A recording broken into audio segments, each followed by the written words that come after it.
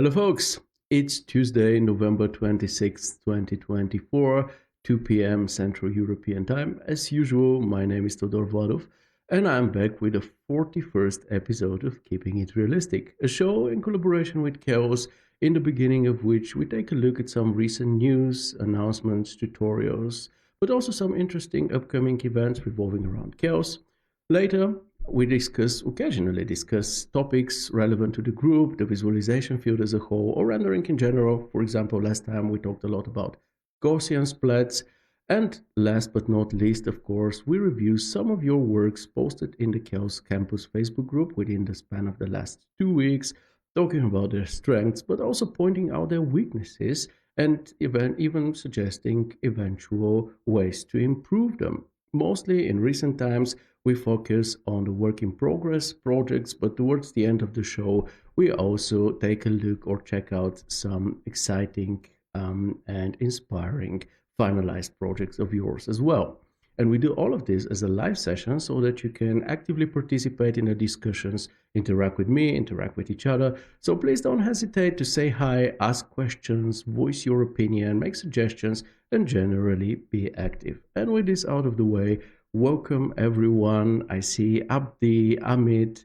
Glad you made it, guys, despite us starting 2 hours earlier than usual today. There is a good reason for that, but we'll talk about this in a minute.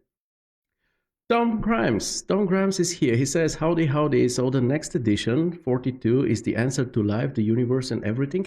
Absolutely. And it will also be the last one for this year. So it's going to be a really significant one. So, ladies and gentlemen, we have Tom Grimes in the comments today. So make sure to only talk good stuff and no smack about Corona.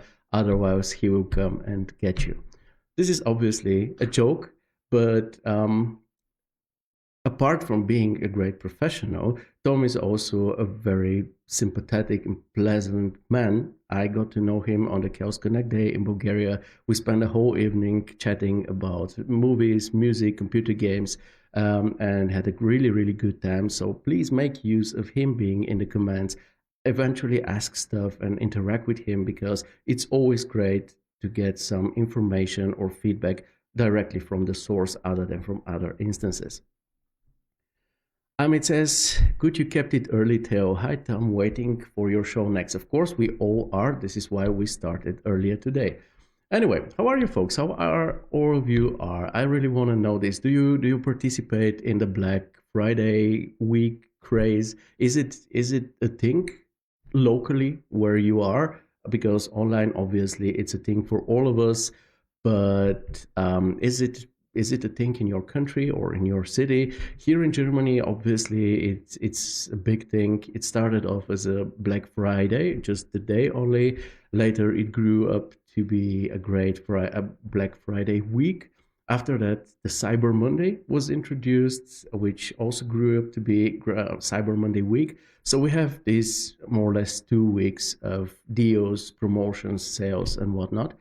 I mean, it can easily get annoying, but at the same time, it's also a great opportunity to save some money for stuff that you would otherwise need or buy anyway.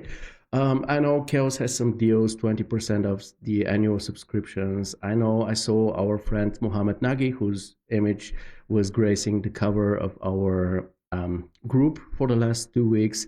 Also sharing a deal for his NAC O one-click library lister to our friends over at i2soft also have some nice deals. There are plenty of deals out there. Last year we made a featured post about this, gathering all the deals that we came across in the group. If you want to, we can do the same this year as well. We still have time for that.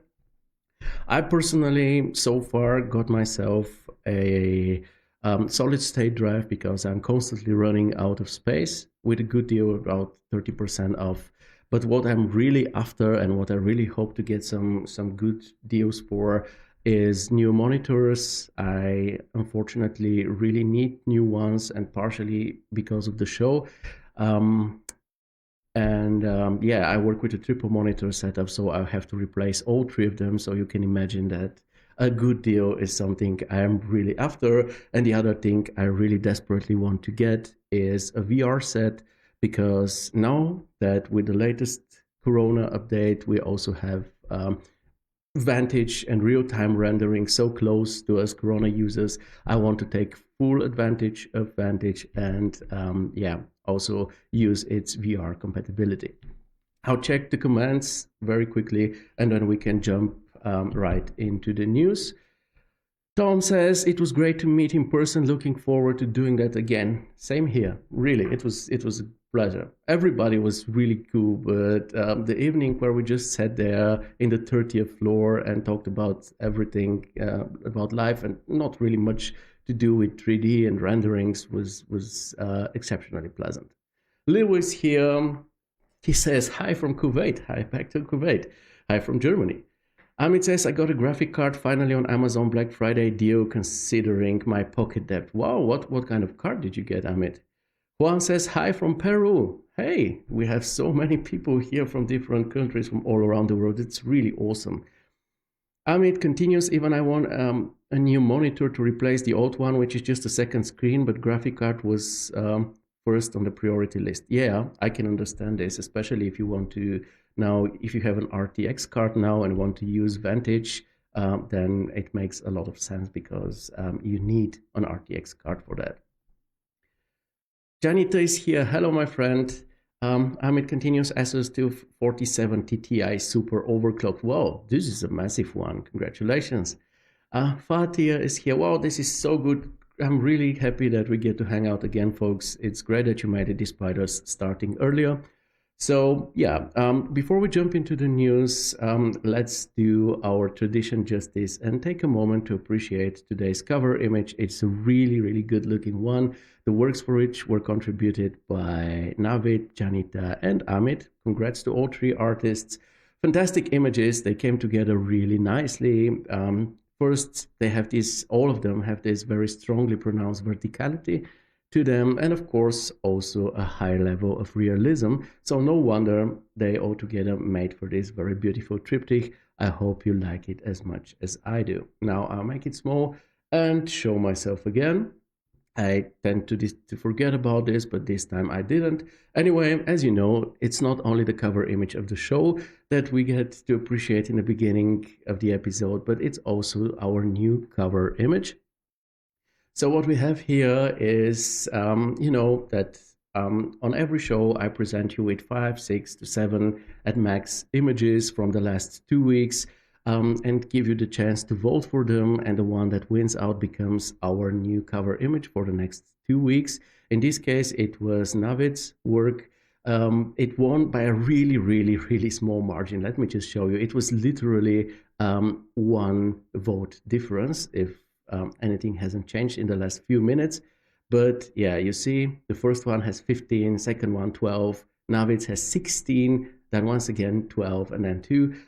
So obviously it was a very, very close goal, but I'm really happy this one won out. I would have been happy for everyone. I'm the one who picked them up, and I'm often really happy that I don't have to vote, actually, because it's really, really difficult most of the times.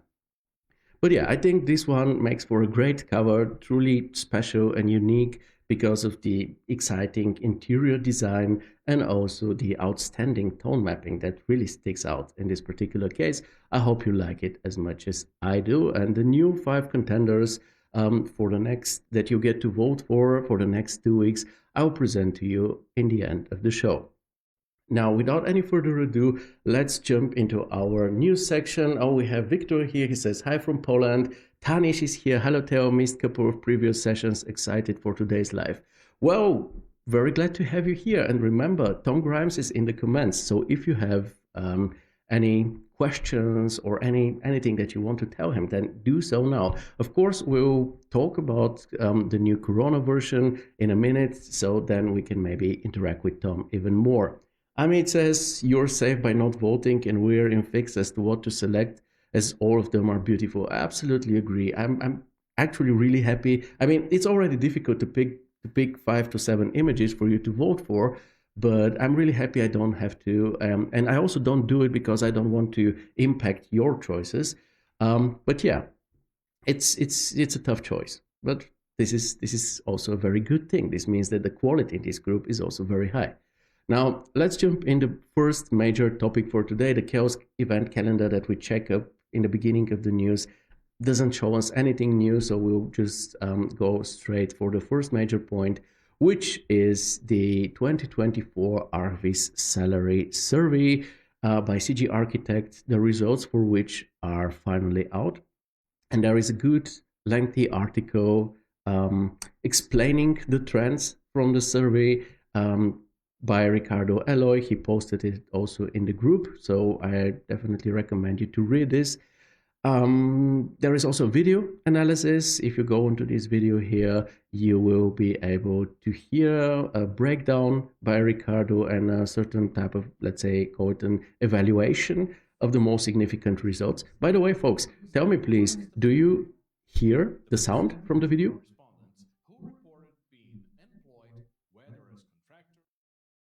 I'll make it mute once again, but please let me know, because for today's session, it's partially pretty important. But yeah, this is a video. Cihan, hello from Istanbul. Hello, Cihan. We'll talk about a work of yours later on in the show. Tanish says slightly yes. Okay, let me check out once again. Do you hear it now? When it comes to workload, the industry is clearly demanding. The most common work hours for the Okay, you hear it with a bit of an echo. Okay, I guess we'll have to deal with this, and I'll probably turn off my mic when I'm playing something else. You'll see what it is about in a minute. Anyway, back to this salary survey. Down here at the bottom of the article, you can find the very full report. So if you click on this link, you will end up on Google Drive, where you get this PDF very, very nicely prepared with graphs summarizing the answers to literally every question that we've been asked during this survey. Now, talking about the survey in general, I gotta admit that there certainly were some surprises here, especially the height of the average salary of an Alwis artist being almost $60,000 per year, which I find to be quite high. But if true, this is, of course, wonderful news. Why? As I wrote here, this could inspire artists around the world to aim higher and stand up against lowballing. As Tom answered to this, I wonder if it could be more than just inspiration to stand up against lowballing. It could be evidence, something you send to the client that is trying to lowball you, to say, sorry, but my prices are well within what is expected in the industry, and the rate you offer is clearly unreasonable, as can be seen in this recent survey. And then you send them over the link. So this, of course, would be really, really great. Now, as you maybe heard, I said, if true, then this is good news.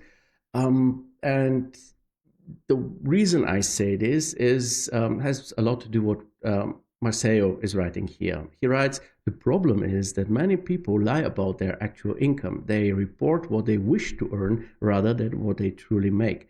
And unfortunately, a skeptical part of me also believes that something like this is at least partially happening. This doesn't necessarily need to be something which is done meant to do harm. I think that artists that would tend to do something like this just see those spans, because there are those spans that you can put yourself into, and they tend to rise up pretty high. So if you see a question in front of you and a span that says, do you make 50 to 80,000, 80 to 120,000, more than 150,000, and you make something like $10 per image, then you'll probably feel ashamed to admit this, and then you would probably say that you make more than you actually do in real life. And unfortunately, I understand this. But let's say this isn't the case here. Let's say the numbers are completely correct. In this case, I'm very positively surprised by this high average salary for an Alwis artist of almost $60,000 per year. But anyway, if check the original post in the group because there are very interesting points of view and reflections on the topic down here. And you can read what the others have to say and maybe add your own opinion to this topic. Oh, I see it. Pollen is here. Arthur joined us. Hello, my friend. Okay, let's jump over to the second big topic for today, which is the recent release of Corona 12 Update 1, which is now officially out. We got to test out the pre-release or the release candidate for 2 weeks, and now the final version is out officially. It has some really awesome new features and improvements, most prominent out of which is definitely, I would say, the Vantage Live Link, but also the Chaos Cloud collaboration. To some, it may not mean a lot, but actually, it's a wonderful way to communicate with collaborators. Doesn't matter if it's other artists or a client. It's just so convenient to be able to directly upload an image, and then they can just view it and then post a comment, even mark something. This is really, really, really convenient. However, my only concern with this last time I tried it out was that the client also needed to sign in. And most of my clients, knowing them the way they are always so incredibly busy. So if you tell them that they need to sign up, then they will become register confirmation email that they have to click on some link and so on. They simply won't do it. So it would be amazing if this feature is supported without the need of registration. I don't know if this is the case. Maybe it already works like this. I just wasn't able to figure it out. But this is one thing that I'll definitely add to the wish list of Chaos, just to make this service even more approachable to a wider audience. Other than that, it's a great way of collaboration. And what's more, it is also a great way to keep evidence. So in this particular case, let's say we take this image here and the client views it and says, you know what, make these plates white. And then you do it. And at some further point, they say, hey, I don't like the white plates. I think it would be better if they would be dark. Then you can any moment show them that it was them who wanted you to make them white because they were initially dark. And keeping this evidence there is actually very, very cool.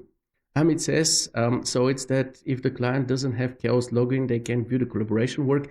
I think they have to log in into Chaos, or at least for this service. It's a few months back that I tried it out, but me and the client that I tried it out with couldn't figure out a better way or a way around them registering. And once again, this is something which could be, it's not much, let's be honest. It's something very simple to ask, but those business people, they're always so incredibly busy that they don't have the time for things like this, unfortunately. Anyway, of course, this isn't the only improvement. We also have faster caustics, which to me is a big difference because I usually try to avoid rendering caustics because it takes a while. So hearing about faster, good-looking caustics is awesome to me.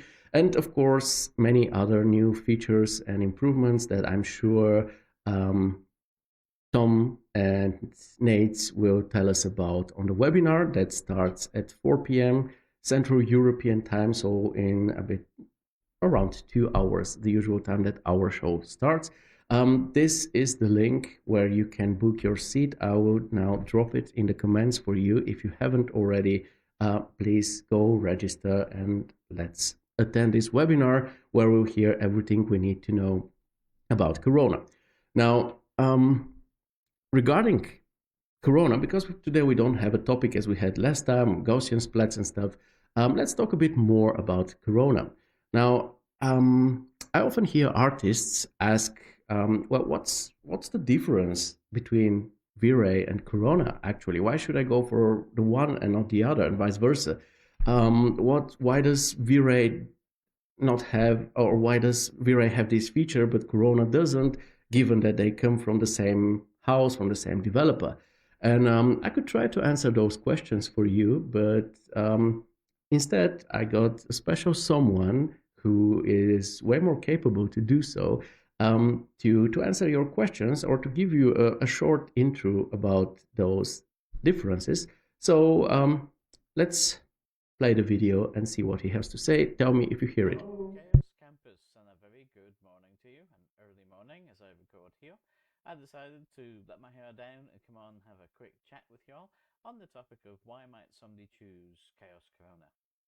Now, you may say, well, all vendor engines are doing the same thing, so aren't they really all the same anyway? So you might say that means all vendor engines are kind of part of the same family, and I'll say that even if you share lots of DNA, you'll find that different family members can have very different personalities. So what kind of thing makes a difference to Corona's personality? And part of that is how it was raised. We were ArcViz from the very beginning, even before the post-commercial release. We had big studios like Recent Spaces, The Boundary, Hayes Davidson, Isometrica, and more. They were telling us what should be in Corona. So you're not hearing this, right? Arthur says can hear but looks great. Well, this really sucks because you should actually be able to hear everything. Ah, come on. Always these issues with technique. You should be able. I have my sound in the mixer pumped up to the max, so you should actually be able to see it. But let me try this once again. So, do you hear now? Equally important, what should be cut out? What was not necessary? You said sound comes from the mic. I guess it shouldn't come from the mic. I have actually my desktop sounds available as well. Oh, it's perfect now. Okay. Then I'll start it over once Hello, again. Chaos Campus, and a very good morning to you, an early morning as I record here. I decided to let my hair down and come on and have a quick chat with y'all on the topic of why might somebody choose Chaos Corona. Now, you may say, well, all vendor engines are doing the same thing, so aren't they really all the same anyway? So you might say that means all vendor engines are kind of part of the same family, and I'll say that even if you share lots of DNA, you'll find that different family members can have very different personalities.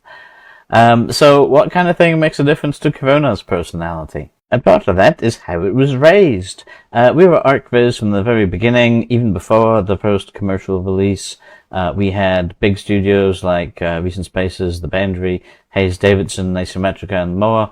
They were telling us what should be in Corona, and equally important, what should be cut out, what was not necessary for ArcViz. They're still with us today as Corona users and still guiding us on how Corona should work. So that means we're built from ArcViz from the ground up.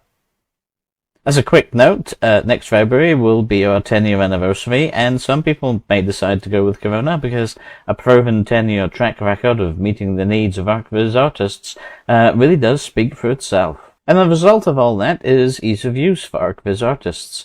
We want to let you be an artist, not a 3D technician. We want to let you be a virtual photographer, walking through your building that doesn't yet exist and finding those cool shots and making those cool animations. And we can get everything done so that setting up the scene really is as simple as pressing render, because we know the kind of scenes you'll be creating as an ArcViz artist, so we can set our defaults accordingly.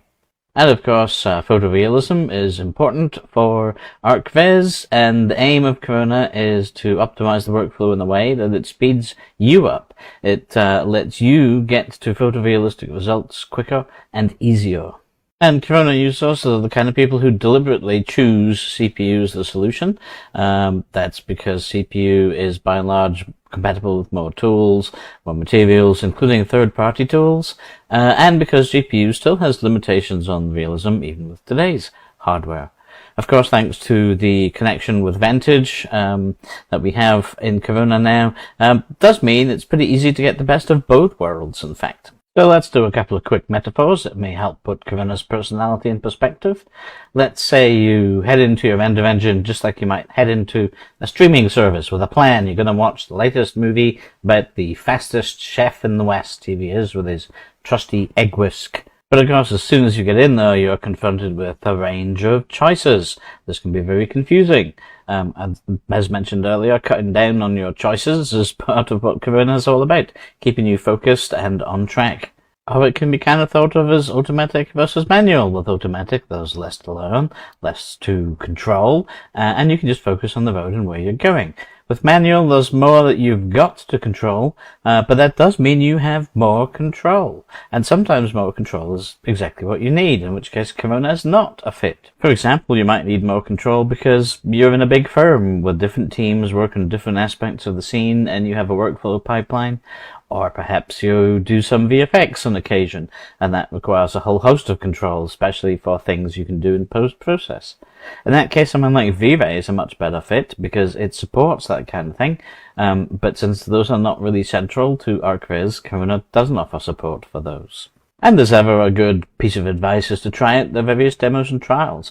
You'll probably find one render engine feels very cozy and at home to you, and it fits just like a glove, even if you have 1, 2, 3, 4, 5, 6, 7 fingers. Basically, you need to meet the different render engines, find out their personalities, and you'll find which one you get along best with. And that could be any render engine. It will depend on your needs. It will depend on your own personality and just what feels right to you. So do give the demos and trials a go. And that's it for this very quick, high-level overview. Hope you enjoyed it and find something useful in there. I'd like to say thanks to all of you for making Chaos Campus such a friendly and helpful community. Always a pleasure to talk with you all too. I look forward to the next time I pop on to have a chat with you. So, I hope you were able to hear everything this time. Sorry for inconvenience in the beginning.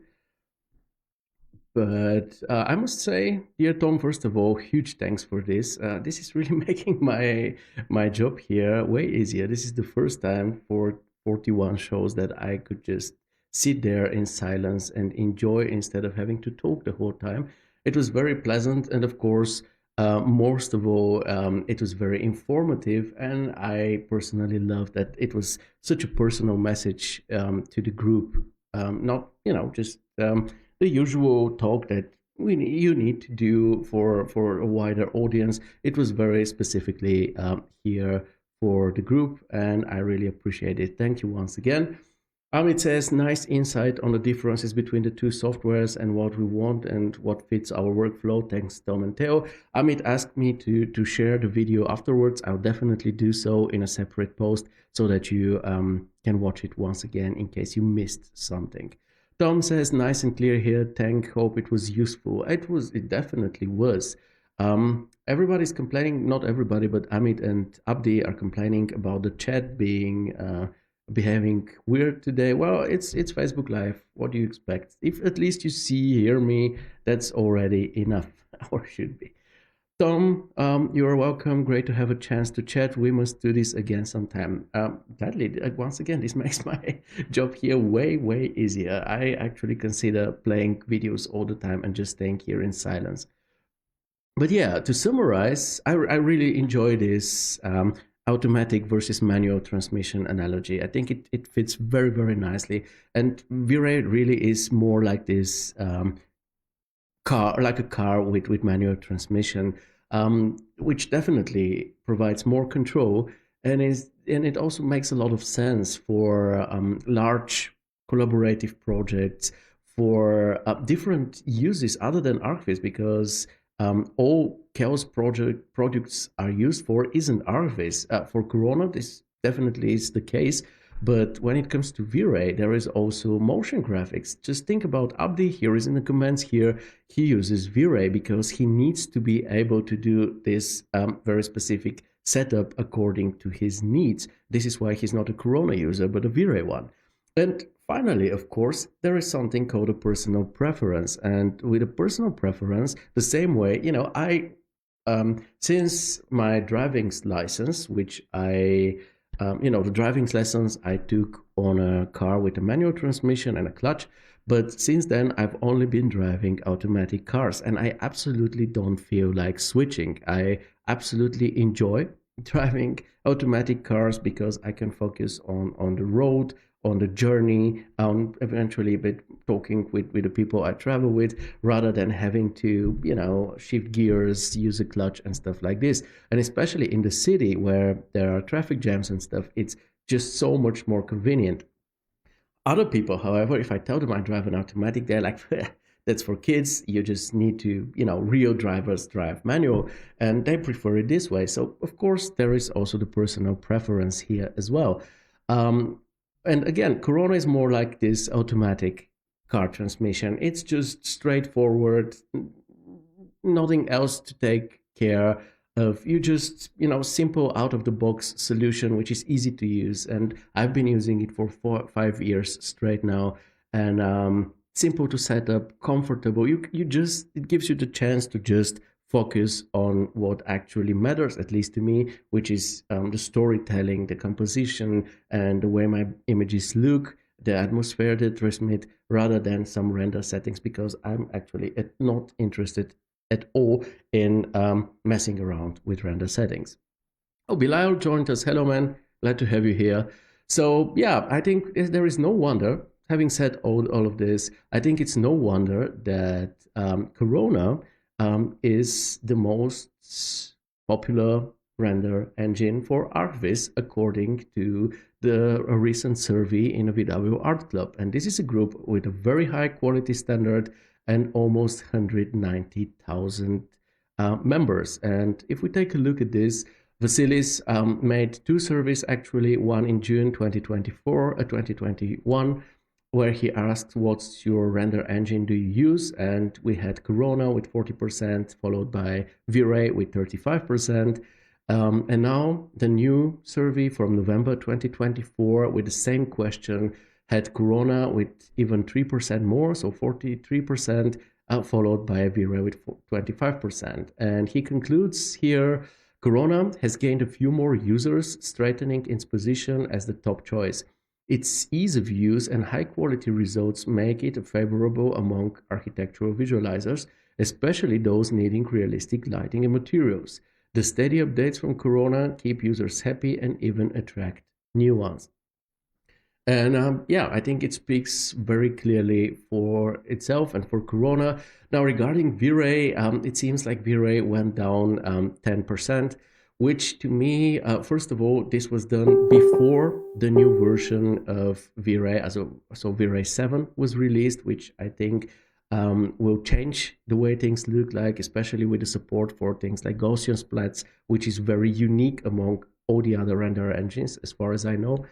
But also, V-Ray, I think, also has to share its place with Vantage and Enscape now. So people that were using Revit or Rhino in the past would now move over to Enscape, for example, and also other people would just prefer Vantage over V-Ray because it's way quicker. So yeah, definitely, I think that the reason this number here with V-Ray went down is because of Enscape and Vantage. And now that there is a live link between Vantage and Corona, I can also imagine the Corona numbers also going down a bit in favor of Vantage. And apropos, talking about Corona and Vantage and the live link between them, obviously this is a great new feature which actually made real-time rendering available to Corona users. And this is huge because, as you know, Corona is CPU only. Now, Mike tried it out, experimented a bit. I've also been experimenting with this lately. But what Mike did is, after trying it out in his show, on the next day, he posted a lengthy command sharing his thoughts and findings about what he thinks about Corona, and especially about the live link between Corona and Vantage. And obviously we all agree on the topic that it is really awesome, but it comes with some limitations too. To summarize them, you cannot just switch between Corona and Vantage, like simply switch between both. Like you render something, it looks great in your interactive render in Corona, and then you just start Vantage and it suddenly looks amazing as well, or it looks the same. It probably won't. Tom, you are in the comments, so gladly give your take on what I'm just saying. But yeah, this is due to Vantage not supporting all materials, like round edges material we didn't make work. The UV randomization material was also not fully supported. It kind of works, but doesn't have the full functionality. The material conversion also doesn't work perfectly. And if you set up your lighting for Corona and the Corona interactive render and it looks great there, there is a high chance that once you open the same scene in Vantage, it's maybe overexposed or underexposed or something like this. And also the Vantage outcome isn't quite as realistic as the Corona outcome, but as Tom explained in the video, this is due to the differences in calculating between CPU and GPU. Tom says, Mike's video was great and a good and fair assessment, I would say. Abdi says, would love to see Vantage supporting Phoenix at least, and also V-Ray scan materials. Yeah, this is a very, very good thing. Before I'll come back to your comment, dear Abdi. But yeah, what do those findings that we all agreed with mean? I'll just read Tom's comment and then I'll share with you my own opinion. Tom says, yes, a mix of things. Some things Vantage just doesn't do yet.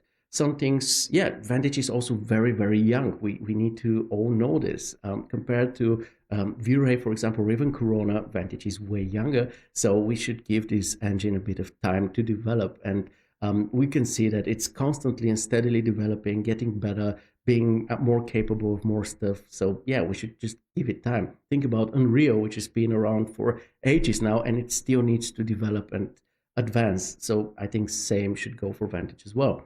But yeah, back to Tom's comment, some things we from the Corona side can convert better, and of course we'll aim to improve that over time. And some things there will always be a little something of a difference, just as there always is amongst different render engines.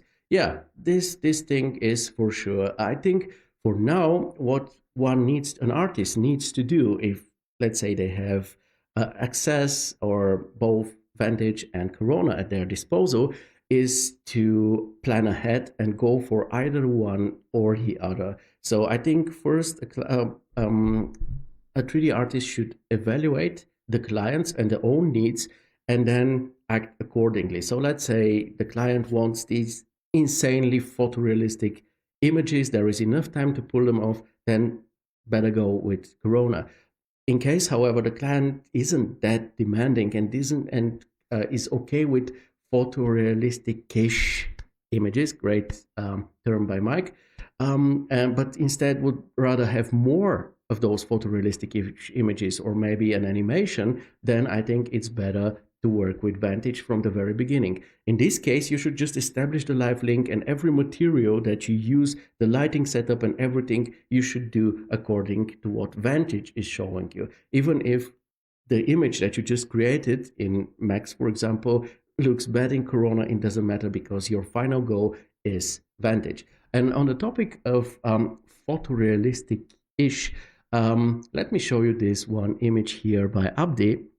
And I'm pretty sure that if you would to print this one out on photo paper and show it to people, they will most likely ask you where this photo was taken at, because it looks very, very realistic. So when we say photorealistic-ish, we don't mean the toon viewport, sketchy viewport of SketchUp type of realism. We mean something which is very, very realistic, but maybe not up to the smallest detail and maybe perfectly depicting every single material. So yeah, I think this is definitely a quality that most clients that I have worked with throughout my career would be more than happy with. So yeah, and so to summarize, I think Corona rocks, especially when it comes to Alwis. And now with a newly established relationship to Vantage, it is made even better, despite some current limitations here and there. And when it comes to what Abdi said about those wishes for Vantage to support Phoenix or scan materials, something like this, also limitations, bugs, stuff like this, these are important topics, and it's important to be loud about those. But in order to be heard, you don't just complain, in a group or in a chat or to your friend, because nobody will actually be, or the developers, the people who actually matter, won't be able to hear you. Instead, go to the official Corona forum. It's forum www.coronarenderer.com. And there you can see I need help, future requests, book reporting, tutorials and guides. There you can reach out to the people who can actually change things the way you want them to. Same goes also for Vantage. In the Chaos Forum for Vantage, there is an issues thread, there is a wish list thread. This is where you should shout out to so that your voice is actually heard. Oh, my friend Mohammed is here. He says you can boost the render from Vantage with a bit of AI to reach a better result too. Of course, you can always do this.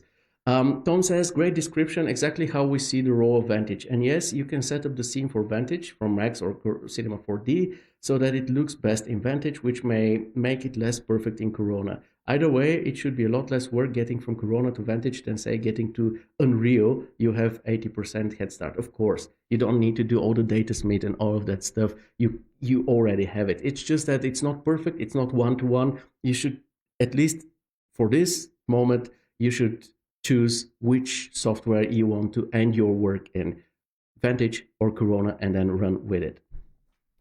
Abdi says, thank you, very glad that you like it. Honestly, I think that they are already aware of that and I don't see the need of pushing them and becoming a pain.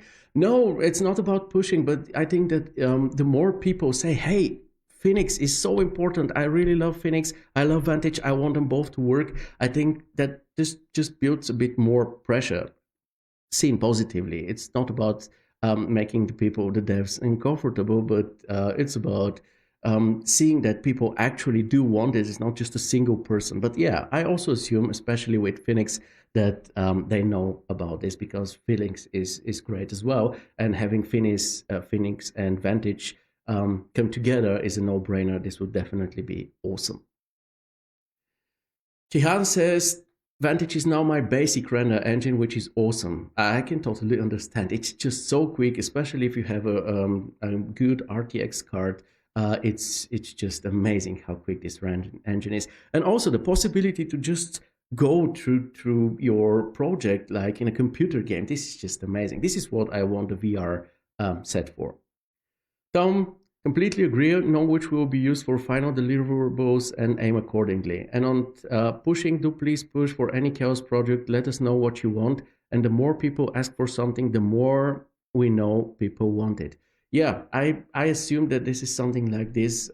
So yeah, let's be loud, but let's be loud where we are actually heard. So in the forums or open a ticket or something like this. Because if you only complain, let's say in the Keeping It Realistic chat, I will hear you, but I'm not a part of Chaos, so I won't be able to help you or implement your wishes or help you with your issues. So yeah, it's just important that we're clear about this. And I really hope this was a good of an introduction. Once again, in less than 1.5 hours, the webinar starts. I hope you've all registered for this and we'll meet there and see what Tom and Nate have to tell us about the new Corona and, of course, about the Corona and Vantage Live Link. Abdi says, Jihan says, we're waiting for a Phoenix update compatible with V-Ray 7. Oh, okay, cool. Abdi says, we're lucky that we have a workaround for Phoenix, especially combined with TypeFlow, so we can render fluid and foam in Vantage for now. Pretty sure that it will get supported sooner or later. I also think so, but yeah, let's show the people at Chaos that, or the developer team at most, that we really, or that you really need this so that they know that it's actually a priority, not just something that can be done in, let's say, 20 years from now. Anyway, let's move on to our learning section so that we also have a bit of time to do a reviewing after that, because once again, today we have a deadline because of the approaching webinar. So we have one really cool, oh, very important. Tom just shared a few links where you can talk about bugs via ticket. Tom, I heard some people saying that they are seeing rendered in Corona 11 and then rendered in Corona 12 suddenly renders way slower. I'm not sure why this is happening. I cannot really help people there. Sometimes the issue is that the scene ends up looking a bit different than it used to in the previous version, like in this post, for example. Zamu here says, "Hi everyone, I'm facing an issue in Corona Renderer where the colors in the beauty look different from what I see in the light mix, even though I haven't changed any settings. And as you can tell in the light mix, everything is put on white. It's when I render it with 3ds Max 2024 and Corona 11, I don't face the issue. Everything works normally. So the issue is maybe only with Corona 12. So there seems to be some issues eventually. And folks, please check the comments, the links that Tom just shared, the bugs ticket, community help via forums, ideas and future requests via the ideas portal. Tom says, unfortunately, the teams can track social media like Facebook and YouTube, so please go there and be loud and be heard. Exactly.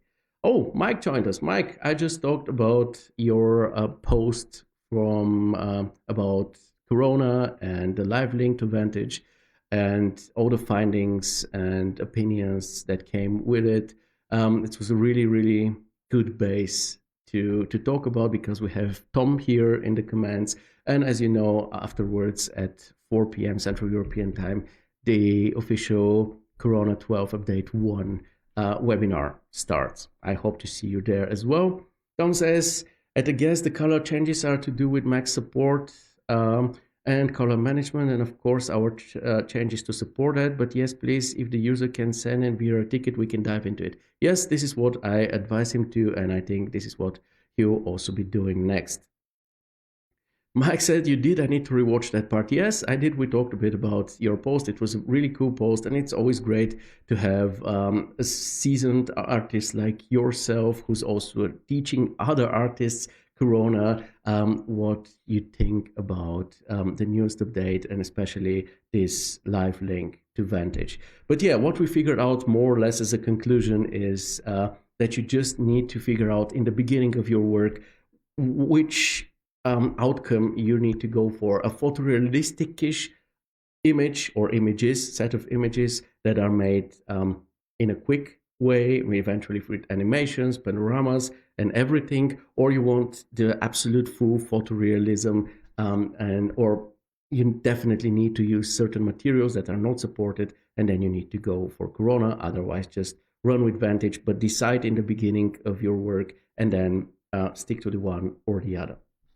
Anyway, we're a bit late here, so I need to continue with the learning part or the tutorials. We have one tutorial by Bilal. I saw you in the comments, my friend.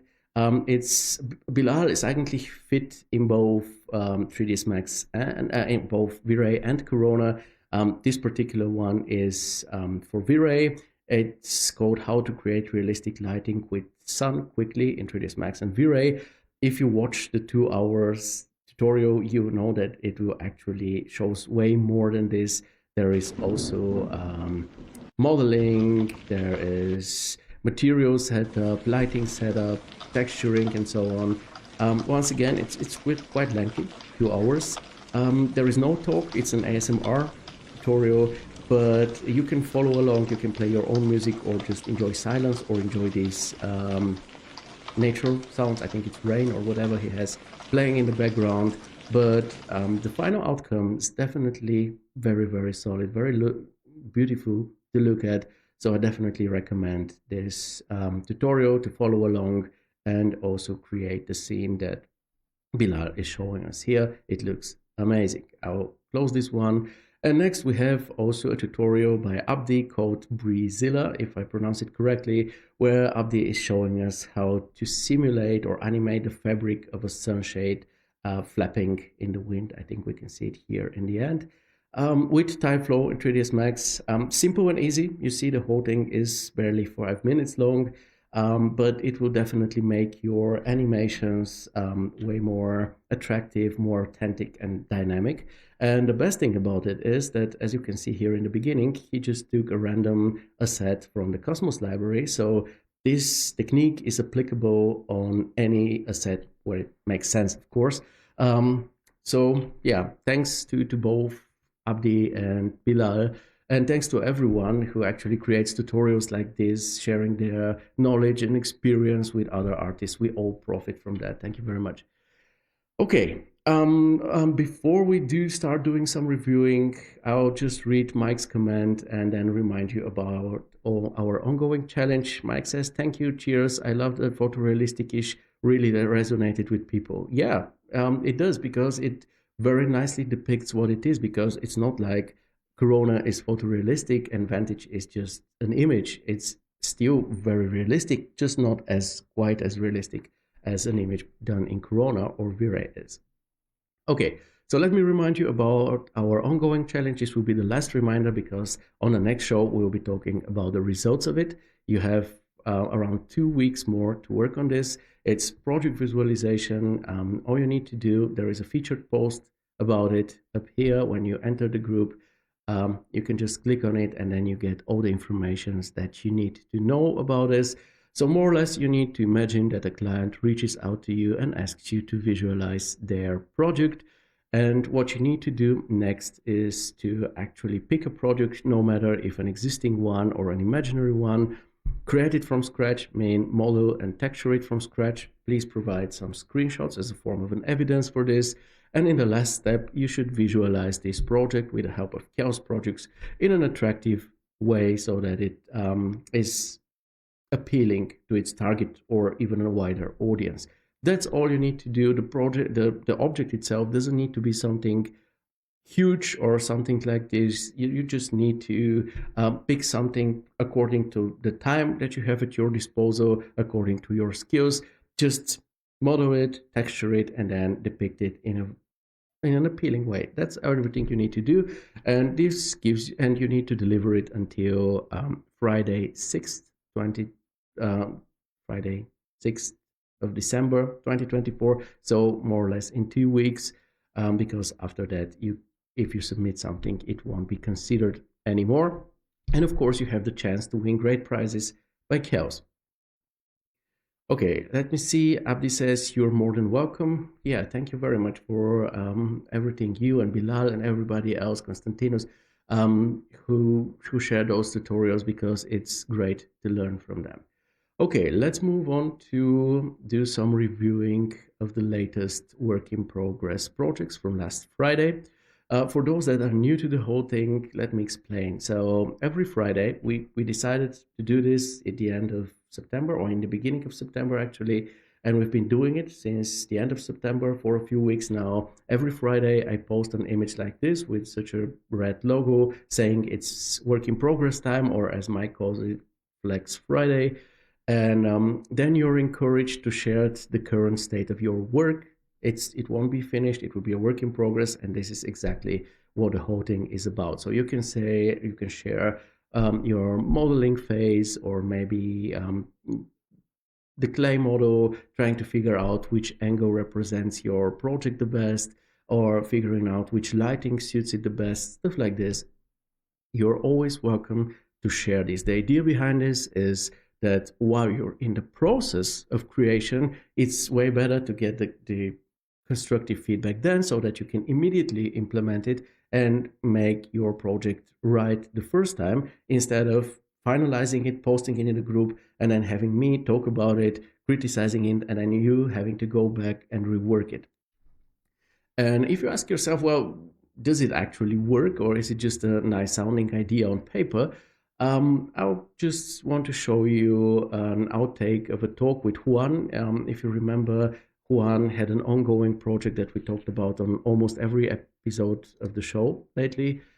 And maybe a week ago, he shared a different project, stating that the client was so happy with that one project that we discussed here in the show that he immediately gave him a second one. So I asked him, I said, hey, I'm very happy to hear that the previous project went so well that you immediately got another one from the same client.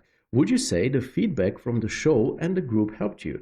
Please be very honest about it. Even if the answer is no, it is always better to know the truth, because obviously there is no point to him saying, oh yeah, even though this is not the case, because constructive criticism is exactly as important and essential to me as I think it is to you. And this is what he answered. He says, the truth is that without your advice and that of some who took the time to give feedback, I most likely would have been stuck with the shots from the very first images I uploaded. They helped me a lot to understand the urban scope of the project, and dedicating more time to the context greatly raised the level of the images. So, with all honesty and admiration for you, without this work in progress initiative on the channel, the improvement of the images would not have been so natural. In fact, I hesitated to upload the last images because I was aware that they were not at the level necessary to be published. But because I really wanted your opinion, I still uploaded them. And look, fortunately, you had the time to give me your comments, and with that, I continued to learn and improve. And here comes the best part of this. Because it does not matter how many courses you take, if you do not nourish yourself with the experience of teachers like you or the community that helps you, you will not be able to make the leap in your artistic work, in my opinion. And I couldn't have said it better. This is exactly why I've been providing feedback to artists for the last 5 years, because in courses you can learn a lot of technical skills. Maybe you can learn the point of view of a certain artist, but it's always better to get this immediate feedback and constructive criticism, as actually all artists that work together in big visualization companies do on a daily basis. They sometimes they officially sit together on a large table, everybody presents their project, and then they get feedback to it. Other times they just go to a colleague and say, hey, I did this, what do you think? And but they get this, and single artists don't have this privilege. So this is why we do all of what we do here, because it helps artists actually grow by getting this feedback. Of course, it only helps the artists that actually listen to the feedback and take it to heart and put in the work. But if they do, it really does. And I have an example for you to show you later. But first, we have to start with Mohanned's work in progress. We are 1 hour in. I think we can still make it on time. I see you're still there, people. You're not asleep, so this is great. Let's roll and take a look at Mohanned's work, which is the first work in progress that he shares. He writes, hello everyone, hope you're all doing well today. This is my first work in progress post since Theo first announced it for every Friday. I'm currently working on this shot of an organic architecture with large windows and also a glimpse of lit interiors conceptualized in a forest environment. I think I'm going to call it Forest Serenity, but that's something I can worry about later on. Okay, let's analyze this work. I'll just take a look at the comments. Amit says, well said, Juan, totally agree. Well, glad you do. Okay, so first of all, Mike says this is my type of podcast. Which is your type of podcast? What we're currently talking about, what Juan said, please be more specific, Mike. Anyway, I will... now, Mohanned, first of all, you didn't say if this is a commercial work or a personal exercise. I assume it's a personal exercise the way you describe it, but you never know, so gladly add this information in future. Also, you didn't ask a specific question, so I will just lay my thoughts out on you and you see what you agree and what you not agree with. Mike says, this kind of show I work and listen. Well, you can, of course, definitely use it as a podcast. From time to time, you can just take a look at what I'm showing. This image won't be changing here for the next 10 minutes, for example. Tom Graham says, have to head off for a meeting. Thank you for the chance to chat with everyone. Shame I will miss the feedback session as they are very useful. We'll catch it in the recording. Thank you very much in return for the video that you did specifically for the group, dear Tom, and for being here, for chatting with us. It's your presence is very, very appreciated. And of course, we'll see each other in an hour on your webinar. Bye. Okay, so first I'll start with the things that stick out in a positive way to me. And this is the general idea that you describe, which is doing something organic, because we're kind of used to seeing this usual boxy design language, and seeing something different definitely is always pleasant. Next thing that really sticks out positively is Tom says, and in those famous words, I'll be back. LOL, bye. Okay, next thing that sticks out pleasantly to me is the HDRI surrounding that you chose to work with, because I really like the reflection here in the glazing. It's cool, it's dramatic, it makes the image exciting and kind of thrilling. And also, it seems like your landscape design is pretty advanced already, which is also great. Now, regarding the things that can be improved, once again I have a few thoughts. This is just my 2 cents on this work, because once again there is no specific question here. But let's see. First of all, I'll scroll down here and read Ricardo Eloy's comment, who says, "Hey Mohamed, I like where this is going. I do too. But I'm not sure about the framing.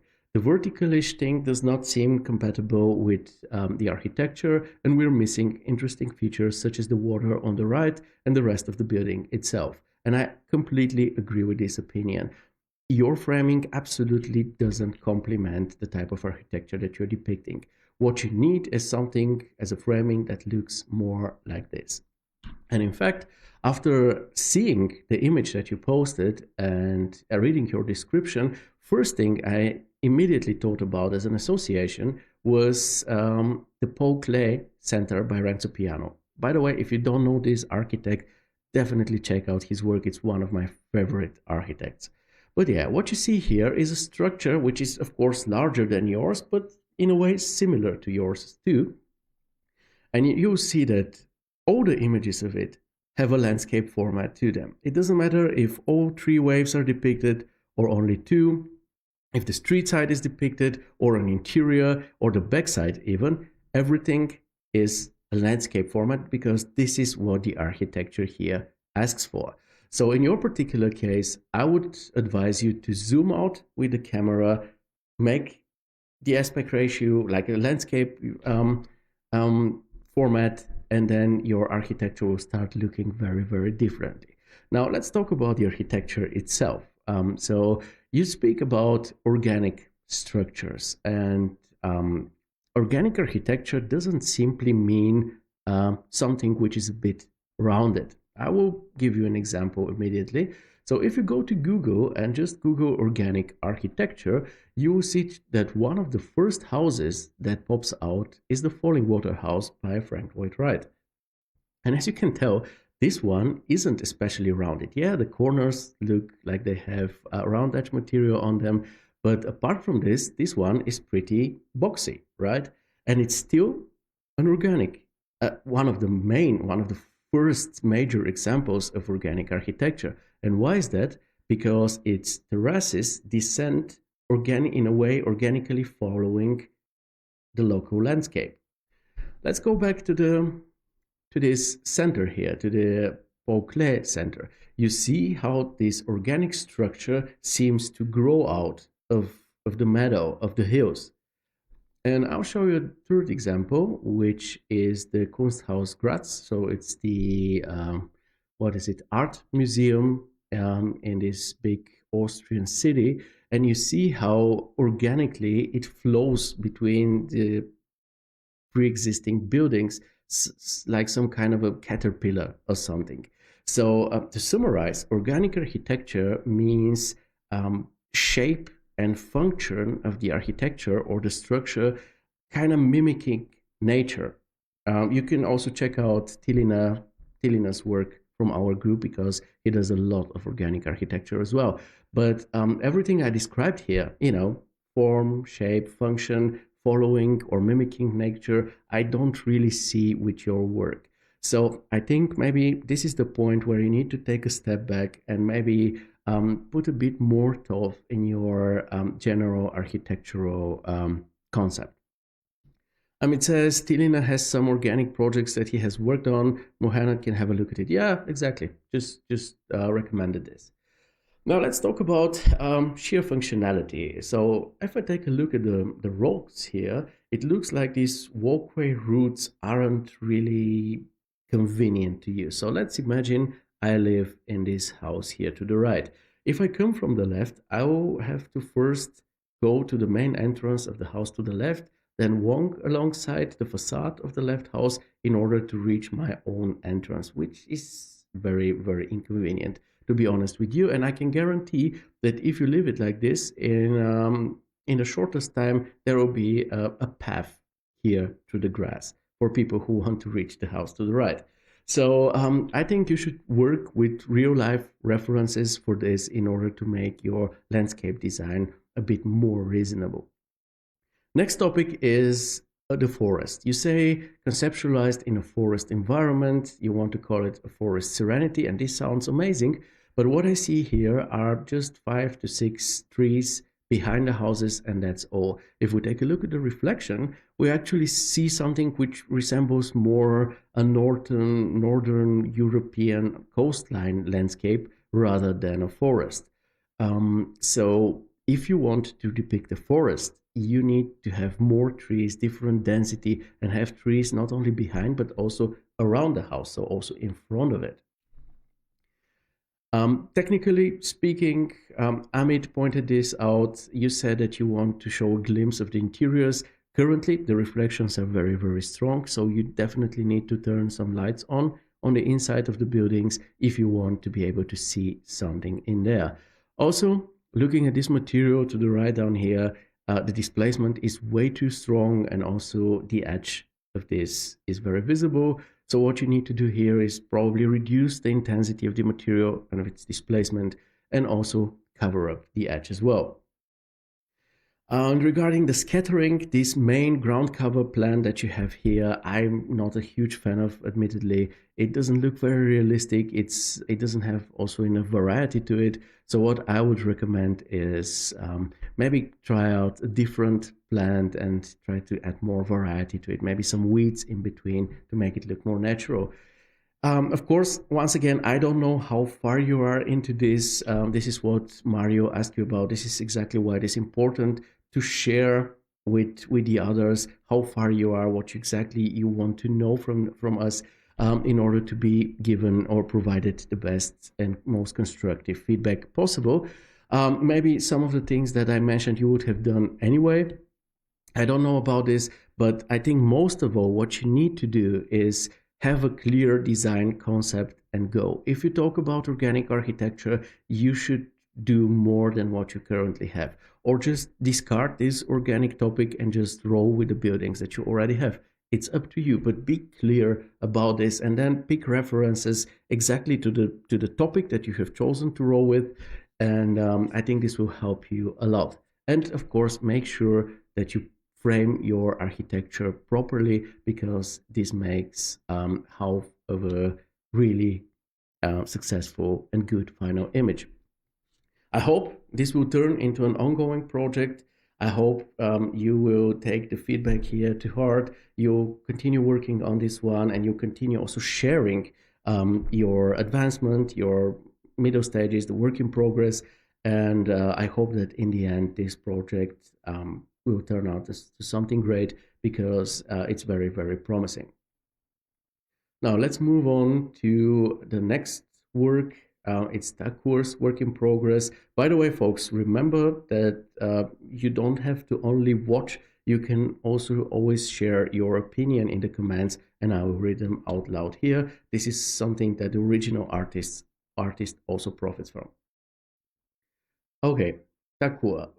For him, it's also the first time sharing a work in progress, so it's very interesting. Let's see what he writes, how he describes his work. Hi everyone, posting work in progress images of a project. I feel like there is something missing in it. I don't know what, but it feels like something is missing. So please share your feedbacks. Every feedback is important to learn and improve, and I will sure try to apply all the feedbacks from you guys. Thank you. One image is clay render, and other is with textures which the client has finalized. Both are test renders. Okay, let's take a closer look at those images. We'll start with a clay render. Please open with a clay render, and then we'll take a closer look at the render version. By the way, the clay render looks pretty sweet. I must admit, I like the light hierarchy that you have established. But we'll talk about the final outcome, because this is what you're not completely satisfied with. Now, what I see here is actually a pretty solid work. We have some decent modeling with good amount of architectural detail. The scene seems pleasantly populated, especially in the front of the house and the terrace area. The terrace area looks really, really good, actually. Very lived in, very lively and relatable. The lighting does the job, especially if your goal was to showcase the exterior lighting or the exterior artificial illumination without going for an evening scene. This type of lighting is a smart move. The materials seem fine. I really enjoy that you have added some puddles on the otherwise pretty monotonous and uniform material here in the front, because this makes it actually interesting and exciting to look at. And I also very much enjoy the natural framing here following the building's contours. So far, we had a list of positive stuff, yet you feel like something is missing, and I actually very much agree with you. Now, let's take a look at what this something may be. On the technical side, sure, there is some room for improvement. We see some texture repetition here on the wooden area. Instead of working with a texture, what you, I assume, did here, instead work with actual geometry, and you can do this with rail clone, you can do it with floor generator, and then use randomized material UVs in order to avoid texture repetitions. Also, the vehicle here to the left doesn't necessarily need its lights turned on, given that it's not in motion. Just turn off the light material or the self-illumination of the lights material and they should be okay. And finally, this is a bigger point here, the reflections in the facade. Now, they immediately give away that this is a render, because if you take a closer look, you will see that only two trees and the horizon line is everything that reflects in this facade, and this obviously isn't especially realistic. So what you can do here is add something to reflect, and this something will depend on your context or the context of your building. So if your building is a part of an urban situation, then what you need to add are maybe other buildings, vehicles, people, and maybe some trees as well to reflect in your facade. If your building is rather secluded, it's somewhere surrounded by nature, then just add more shrubs, trees, and stuff like that for a reflection. Now, the car positioning is another topic that I'm not very satisfied with, and I would advise you to do otherwise, because you have a certain, you're sending mixed signals with this car. So the car itself is pretty bold. It's dark in front of a pretty bright background, which makes for a strong contrast. The car itself has a strong bold color to it, sorry, which makes it kind of visually important. At the same time, however, you have cut off half of it, showing that it's actually not visually important. And this conflict leaves the viewer pretty much unsatisfied. So what I will advise you to do is just remove the Mini until the scene looks like this. Now, this doesn't mean that you don't have to have anything here in the front. You can maybe have a bicycle, a stroller, some kids' toys, something like this. But the car, especially the way it is positioned there, doesn't suit the scene very nicely. But now, I still don't think that we have talked about the main reason for your dissatisfaction, and I think the main reason is actually a mix of multiple things, or two major topics. First of them being, you see, there is no interior to your building. The curtains are pulled shut. We don't see anything on the inside, which sends the subliminal message that what matters is what's on the outside, and this is the building's exterior. Now, the question we should ask ourselves here is this exterior that exciting? And unfortunately, my personal answer is no, it's not. Because if we go to Google and search generic modern house visualization, you'll see that literally every second house that pops up looks like the one you got to visualize. Now, this topic, unfortunately, is not something that you can do something about. This is just how most modern day architecture looks like. This is the current trend, so you just get to run with it and deal with it. However, what you can do in order to make it stick out despite being generic is if you take a non-generic approach to visualizing it and being bold about it. But this is the second point. There is no boldness here. We lack atmospheric, emotional lighting, something like a blue hour where we would have this awesome contrast between the cold blue surrounding color and the warm colors of the exterior illumination, for example, or something like sunset, sunrise, or even strong summer sun with dark shadows. None of that is there. What we have instead is just soft, tame lighting that really does everything possible not to stick out. And then the angle. The angle is like the most classic central perspective, and there is nothing wrong with that. But of course, there is absolutely nothing interesting to it either.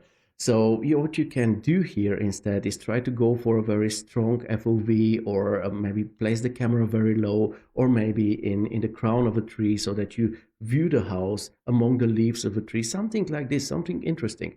But all of this isn't there. And in order to see that I'm not trying to insult or offend you in any way, it's just the way it is, and this is just my assumption of what you're missing. I'll show you a very similar example of mine. So you see this house here. It's very, very basic. It looks more or less like a Monopoly house. It's so basic that even my clients call it house basic. And this is the goal of it. Nothing wrong with that. Okay. And here you see a pretty decent visualization of this house. Materials look okay, modeling and all of that. But this is definitely not an image that sticks out, that somebody remembers. This or let's say builds an emotional attachment to. This is just an image, an informative one, very similar to yours. And I'll take a look at this one. It's the same viewing direction, right? It's just a very low camera with depth of field to it. We have very emotional and impactful lighting as well. And suddenly the same house viewed from the same angle looks, or at least viewing direction, looks so much more interesting. And this is definitely way more of a bold image that people see and remember. So, and I think this is the case where you are. You're stuck in this phase, and this is why you are not happy with the outcome of your work, despite it actually being more than decent. So what I will advise you is, if let's say this is a commercial work, next time you work on something like this, then deliver the client what they ask for, because this is what they task you to do in the first place. But also try to figure out a different approach to this image, the same way I did here. So you have the classic angle that the client asked for, but then try to suggest to them something like this as well. And now it very much depends on your client. If they are on board with what you show them, like my clients were in this particular case, then it's a win for you, because you can sell them the new image. Maybe they will get rid of the old boring image and will just run with a new one.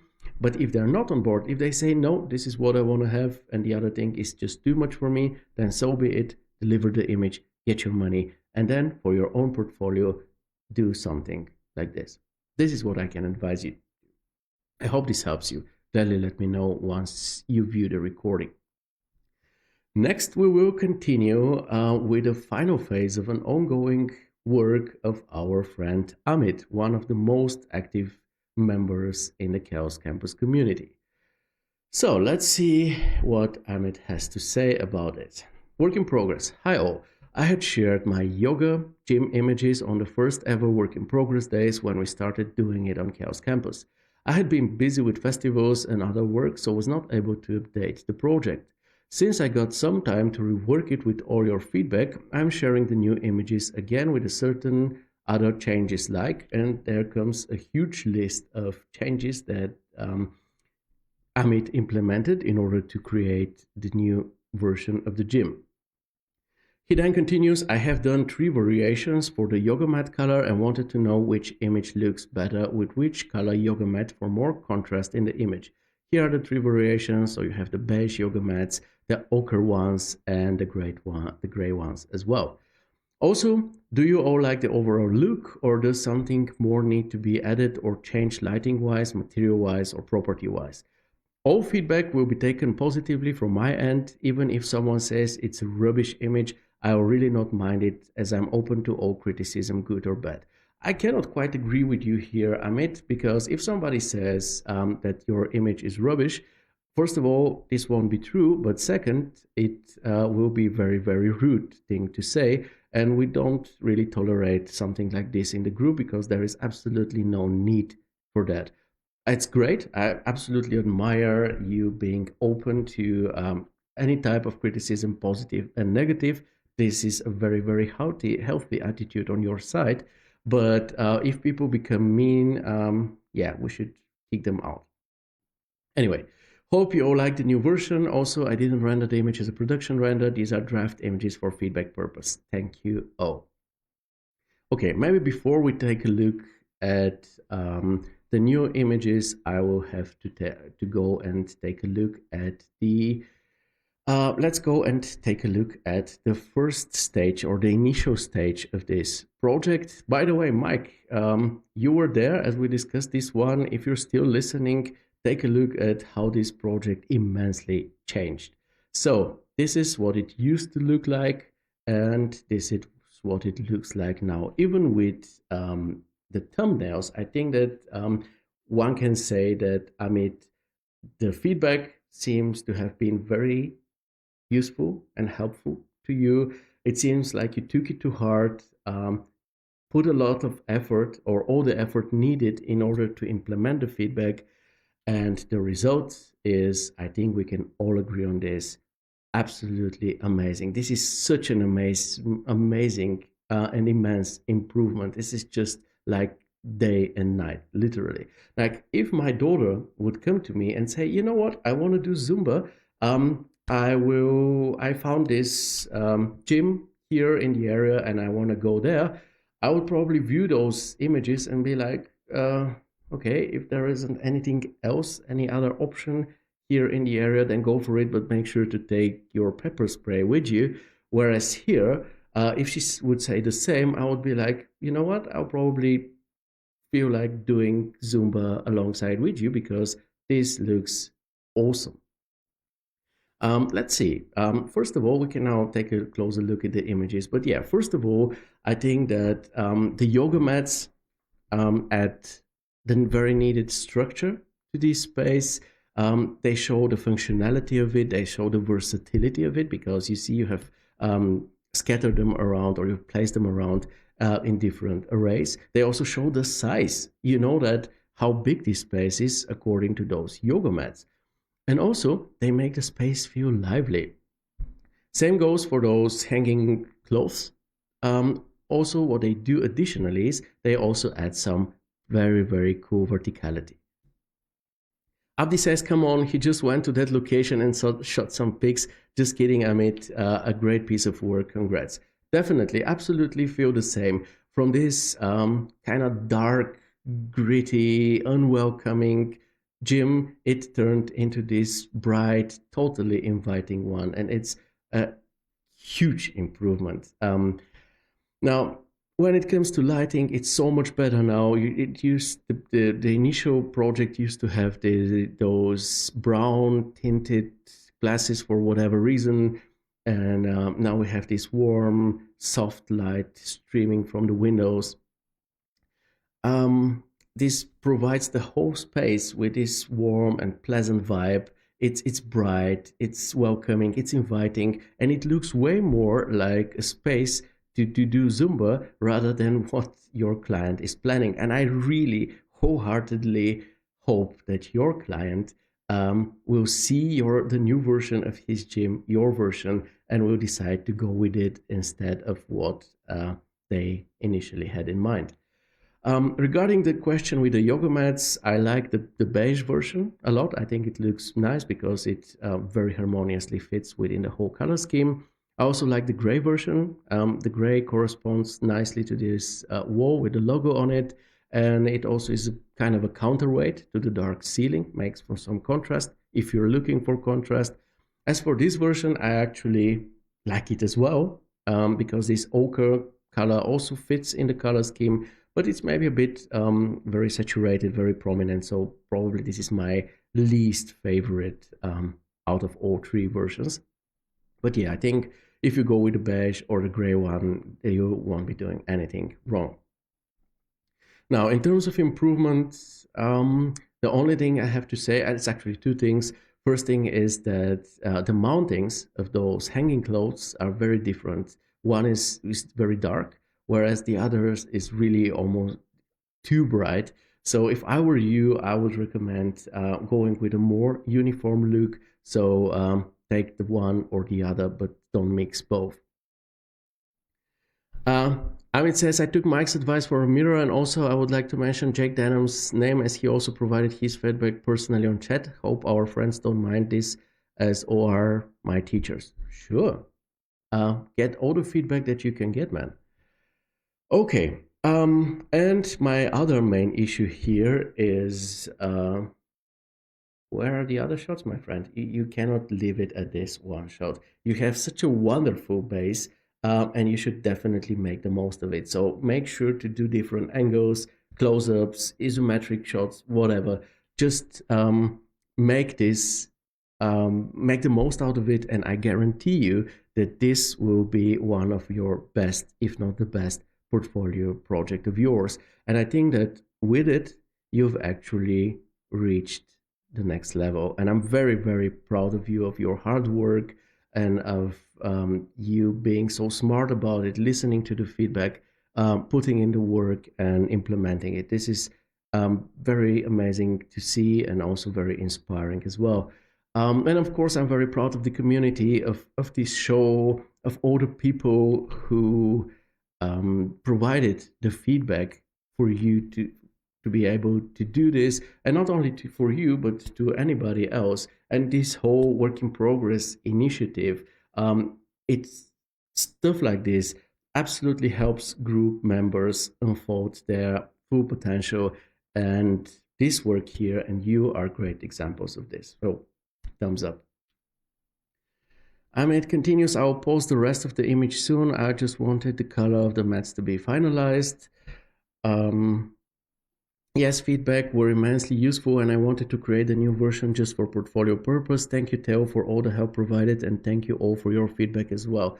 Well, this is seeing something like this is just worth so much, because it shows the power of the combination of providing constructive feedback and, of course, the own hard work input of the artist that can lead to such a huge difference. These two are really like day and night. This is you heard Abdi's opinion, and I'm sure I'm not the only one thinking like this. You turned something that it was not your fault. You did what the client wanted back then, but this wasn't attractive. You turn it into something absolutely beautiful that I would love to attend in real life. So once again, I really do hope that your client sees the new images and maybe reconsiders their design choices. Anyway, let's move on, because once again, we have a deadline today. We cannot have the show be too long because of the webinar that starts in half an hour. So let's move on to another very inspiring work that also showcases how important feedback is. It's Flatson's work. It will be the last work in progress project for the day. Flatson says, hello everyone, after some wonderful suggestions from you, I would like to thank you again. This is the result of my personal work over the few days I had time for, and I have also attached a brief summary of the progress of the work. I hope you enjoy it. Modeling and visualizations done by Flatson himself. The software is SketchUp, 3ds Max, Chaos Corona, and Photoshop. And there is a link to the reference, great description. And maybe before we take a closer look at this, we should take a look at the initial work in progress post by Flatson, where he is presenting his reference and also the first phases of his work. The SketchUp side of this, the Max clay model, and the very first renders. And yeah, I gotta say, I love to see this. In this particular case, what I wanted to show you here is that there was tons of feedback. As I joined and I saw this project, all the feedback needed was already provided. So in this particular work, all credit goes to the community, while on Amit's work, let's say I have a big role in providing the feedback with all the structure and all the stuff and showing Amit references and so on. Here it was solely the community. You see Danushka, you see Amit himself providing some constructive criticism. You see some people just sharing words of encouragement, like, hey, very good practice, or here's simple yet beautiful. Others asking questions, making suggestions. And yeah, this is how everything turned out. And what should I even say? It's a wonderful, wonderful outcome. We have this fine modeling. You see some imperfections on the floor. Love that. Realistic materials providing, of course, very high authenticity for this project. Beautiful lighting and composition, very pleasant vibe, wonderful mood. The minimalism is very nicely visible here. It's just wonderful. And it's also great that Flatson decided to share the single phases. So you see here the base color phase, progress 1, progress 2, progress 3. I think he shared this one in the Keeping It Realistic chat, and once again got feedback there from Danushka or whoever it was, and to desaturate some of the greens and some other stuff. And yeah, this is the final outcome, and it is really, really, really good. If I had to talk about improvements, only thing I see are some issues with the window here and the glazing of the sliding doors. Especially the sliding doors seem very unrealistically thin. If you take a look at the original, you'll see that the sliding door has pretty solid substance to it, whereas here it's almost 2D. So maybe add some, maybe try to achieve a thicker frame to add more authenticity and realism to your depicted architecture. And also the other issue that I see is that the material on those frames seems to be way too reflective. Just take a look at this. In this area, it looks like the frame is actually white, even though it's dark. It's anthracite or black even. So maybe check out and fix the material setup of those frames. But apart from that, as Ricardo put it, let me see the quote down here. This goes to show a simple project can still give you beautiful images. Very nice. And this is a perfect example of what he means. It's simple, yet the images are wonderful. And it's a great exercise. Now, I think we've had enough of work in progress projects. Let's check out some inspirational finalized works as well.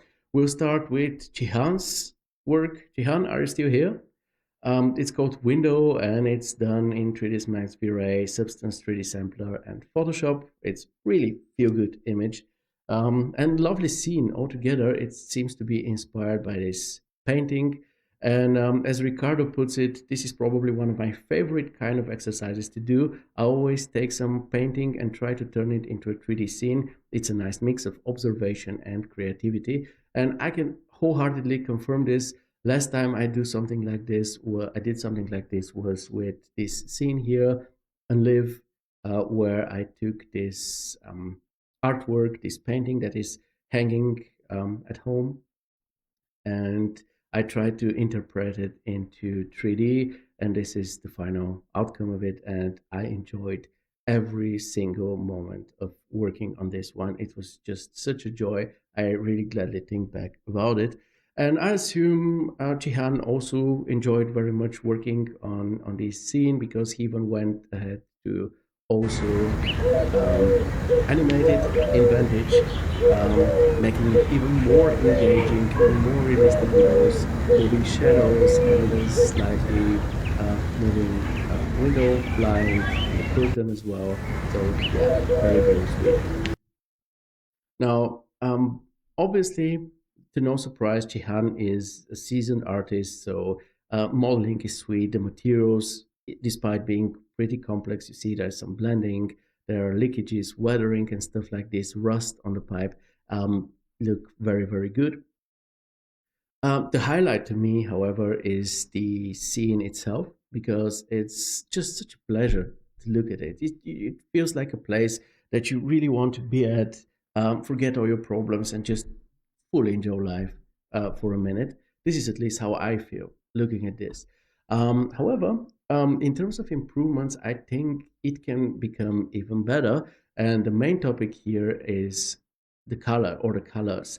So if we take a look at the original reference for a moment, you see that it builds very much upon this strong contrast between the saturated yellow orange and the desaturated blue on the window blinds. And also the plants in the middle also have the very same color. So I think apart from the central perspective, one of the main aspects of your reference is this color contrast. And in your case, it's a bit lost due to overexposure. If you compare back, you see that the original has some lighting to it, but it's very, very soft and subtle. In your case, however, the sunlight seems to be very, very strong, which leads to the color almost being or disappearing, being overexposed, and losing its saturation. Because here in the dark area, you can actually see that the yellow paint is actually pretty saturated. So what I would recommend here as a first step is to reduce the sunlight intensity in general. And then the second color issue that I have is this purple new color that you introduced with the blossoms of those potted plants. In the original, you see how the plants have more or less the very same color as the wall around. Whereas here, you have this fully new color, which is kind of a foreign to the established color scheme, making it pop out a lot and become an eye catcher. And through this, the focus of the viewer shifts from the awesome color contrast between the painted wall and the blinds to this plant, which is kind of insignificant because this is just a generic potted plant, right? And I don't think you want this to be like this. So what I would recommend is either change the color of this purple to maybe yellow or white. And if this plant isn't available in white or yellow, then maybe go with a different plant. And regarding the Vantage animation, I like it a lot, but I think it feels overexposed and the colors feel kind of washed out even more as in the original image here. So once again, I would recommend you to take a closer look at your reference and try to implement the color boldness and saturation that we have here also to your other two images as well, and they will then get even better. But apart from these points, obviously, wonderful exercise in the sea of architectural visualization we're confronted with on a daily basis. It's always awesome to see something like this for a change. So please keep them coming, dear Jihan. Next, we move from the romantic countryside to the big busy city with Navid's work. Now, obviously, these are some really good looking, realistic images, strong, bold, beautifully composed and framed. But we already talked about or reviewed a work by Navid last time, so I don't want to show this work to review it, but more for its smart approach. And why is that? Now, creating urban scenes in big cities can easily be intimidating. Just take a look. This is a photo from Frankfurt, a city which is pretty big, one of the larger German cities, an hour away from where I live here. And this looks like a random photo with some skyscrapers in the back. And just take a look at how many, what feels like really millions of urban elements are there. You have the traffic and street lights, the street signs, the bollards, curbs, walkways, rails, then various buildings with different facades and different storefronts, and then all the people and vehicles and the urban greenery, no matter if it's a planter or a tree or a grass patch, then the different materials, the street markings, the dirt, the wear, leakages. There is so much to the creation of scene like this that it's easy to get cold feet and just leave it be. At the same time, however, having something like this in your portfolio is definitely worth it. So how can you make it happen is if you act smartly. And this is exactly what Navid did here, and this is exactly why I want us to analyze this shot.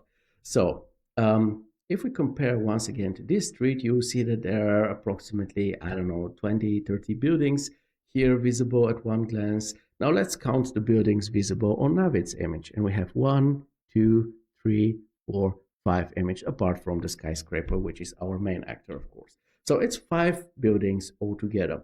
And if we take a closer look at the buildings, you see that you can easily build most of them with the help of real.clone, for example, or alternatively, you can get some buildings. There are even some in the Cosmos library, but there are also kitbash sets that you can get, especially now for low prices and so on. So this isn't that difficult already. Then we have 4 vehicles altogether. And here the Cosmos libraries definitely got our backs because there are tons of vehicles there. We have 4, 1, 2, 3, 4 trees. You can do this with 3D assets or with cutouts even.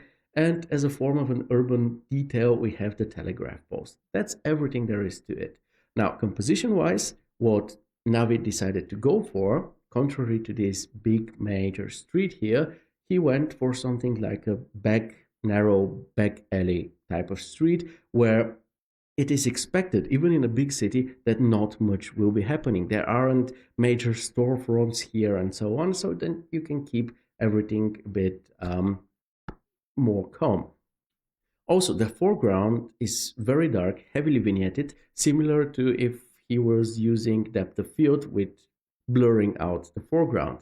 And then we have also the leading lines, which is a very beloved method in photography. We have those cables leading the viewer's eye to the main actor. And you see how with those simple tricks and tactics, Navid was able to simulate a big city feeling without having to spend countless hours doing everything what we see here in a scene like this. So yeah, this is a very, very good trick. Well done, Navid. Very inspiring project of yours. And let's check one last beautiful work before we wrap it up for today. I see we'll manage to end before the webinar begins. It's Janitha's work called Cozy Reading Corner. He writes, "Hello everyone, this is my recently completed personal project. Suggestions for improvements are welcome. It's done in 3ds Max and Corona with Photoshop post-production. Work material is enhanced using Krea AI and I mask it in post-production. Hope you guys like it. Thank you." We definitely do, and we also like your very informative description as well, dear Janitha.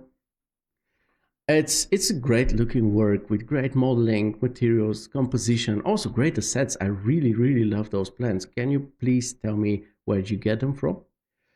The highlight to me here, however, is the atmosphere of this place. So we have this soft light streaming from the windows or streaming through the windows, plus the volumetrics, making everything slightly hazy and very cozy at the same time. We have this very soothing color palette here, the beige and the green, very nature bound and relaxing. And of course, we have the awesome storytelling down here. So we have the beanbag, we have the reading corner, obviously, and also the favorite plants all around. Some of the books are even still open, suggesting that someone was there just maybe a minute ago and then they stood up to whatever, go open the door for the postman or something like this. And even the tea is still hot and steaming. So this is definitely a place to be. And as Noel put it down here, where is it? What a vibe. Wish I was there right now instead of my desk. And I can totally agree with this one. Now, in terms of possible improvements, one thing I see is that this light switch seems to be placed too high. Usually we place light switches at 120, 130 centimeters. This one seems to be higher, so maybe bring it down a notch. And the mapping on some of the shelves up here seems to be wrong, so you just need to rotate the box mapping here 90 degrees on one axis and here on the other, and then it's all set. But this is obviously nitpicking because you created something very, very beautiful and inspiring, Janitha. It seems like since you picked up photography and doing all those photos with your phone and with a drone, your work has immensely improved. And I really hope that a lot of artists that watch this show and hear this recommendation will also start taking photos. The more, the better, because secret to getting better photography is just to keep shooting. This is the way it is. Anyway, before we part ways for today, let me just introduce to you the contenders for the best images of the last 2 weeks that you get to vote for in the next 2 weeks. Remember, you'll be voting for the image, not for the artist. So I'll start with the first one, and it is Amit's gym. I didn't like this image solely because it was a great improvement from its previous state. I think it is a very, very good image on its own. I absolutely like the vibe, the realism of it, the color scheme. It feels like a place to be. So this is why it has a place in our top 5, or in this particular case today, 6. Next, I love the minimalistic corner of this reproduction by Flatson. It's just so good, despite being so, let's say, minimalistic or simple. The materials are great looking, the light is great, the color scheme, it's just really, really awesome. This is why I included it. Same goes for Janitha's work. We just talked about it. I decided to take the close-up rather than the main shot, because here some of the details, like the teacup or the magazines, are better visible. Also the material on the beanbag, and I also very, very much enjoy the blurriness or the depth of field on the plant in the foreground. Next, we have something new, Omar's Wabi Sabi bedroom.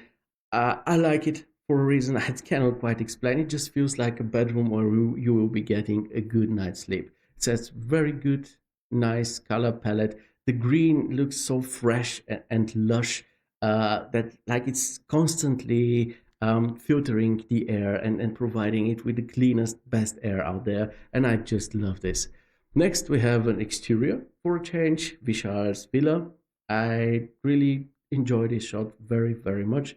This is the type of shot that gets you emotionally attached to a project, because it's just so strong, so atmospheric, and it lets you play a certain film in your mind. Like you buy this house and then you come home and then you have the sunset waiting for you. Yeah, really, really good example. And finally, we have something different, a very skillfully pulled off project by, if I read it correctly, Wong. A guest room in the basement of a villa. I think most people wish their regular living room would look like this, and this is what a guest room in this villa looks like. Very cool, very nicely implemented. I really enjoy this one, and this is the last image that you can get to vote for. Now, so that we still have 10 minutes until the end of until the webinar begins, let me just thank you for hanging out together again. It was awesome, as it always is. I hope you have a good rest of November. Once again, a reminder, let me know if we want to make a Black Friday week post where we gather all the good deals that we came across. And don't forget our ongoing challenge. Once again, it gives you the chance to win wonderful prizes, and it doesn't have a huge scale. You don't need to put in 2 weeks of hard work into it. You can actually finish it in a day or two. So yeah, gladly participate. Amit says, thank you, Theo. It was a really lovely show with nice projects, and thank you for the feedback on my work. And thank you. Oh, thank you too, dear Amit. Thanks for being one of the most active members in our community.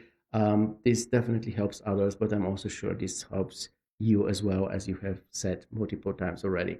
Anyway, have a good rest of November, dear friends. Stay safe, be healthy, and I hope to see you again in 2 weeks at the same place, but at the usual time, so not 2 p.m., but 4 p.m. And of course, if you're a Corona user, I hope to see you again in 10 minutes on the webinar. Until then, rock on, keep it real. Much love, my friends, and bye.